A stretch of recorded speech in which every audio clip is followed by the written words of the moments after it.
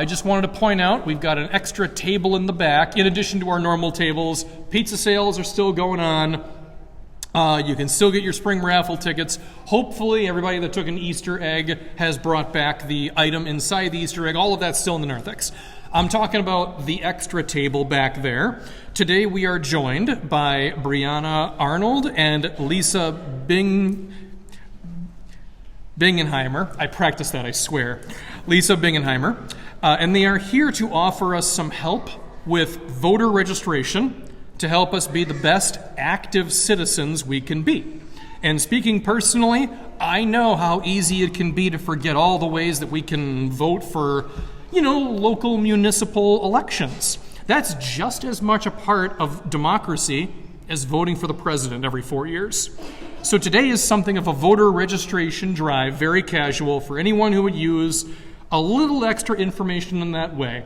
And don't worry, they're not going to ask for your social security number or any other sensitive information. If you do want to verify your voter address, you need to give them their address. I mean, that's kind of apples and apples right there. But I mean, they're not asking for sensitive information. You don't need your credit card number. It is nothing like that. They are here to help you make sure that you are validly registered to vote. And part of the reason that they do this is that with many other people, our guests have realized that really the only way for us to prosper as a nation is to use our system our Judeo-Christian founders set forth. The health of our republic relies on the strength of the electorate that supports it. That electorate is you, the believing voter. You have every bit as much of a right as anyone else to be here and help shape the future of the country. So Brianna and Lisa will be here to verify that you're registered to vote. If your registration information is up to date, if needed, they can help you change the information right there on the spot.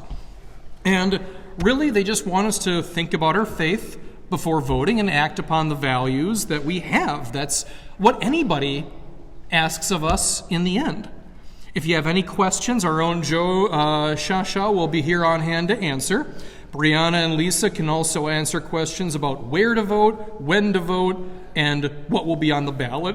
So please, grab a donut, say hello, learn more about how together we can be responsible regarding our laws and how they affect our lives, the overall life of our country.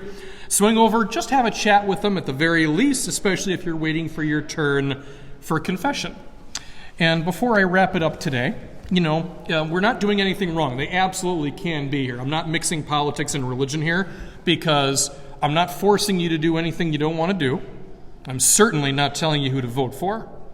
What I'm doing is I am reminding you that you have every bit as much right to be a part of this country as anybody else. That's what this is all about, making sure that we are actively taking part in the country that we belong to.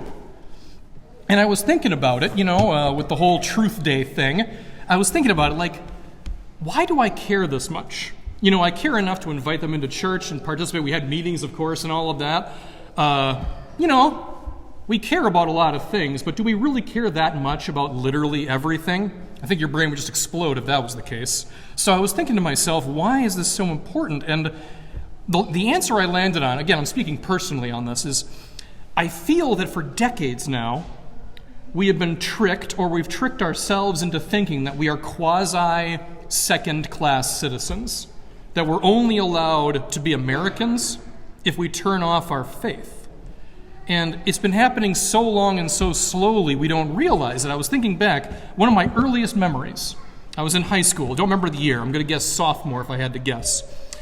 It was the first time I was feeling confident enough to stand up for my faith. So I went to Arrowhead High School, and I had a very respectful, very moderate poster on the inside of my locker that was of religious nature. So again, it wasn't a life-size picture of a bloody Jesus or anything like that. It was like a poster I got from church. It was very sensible, and people told me that I had to take it down because you can't have that in school.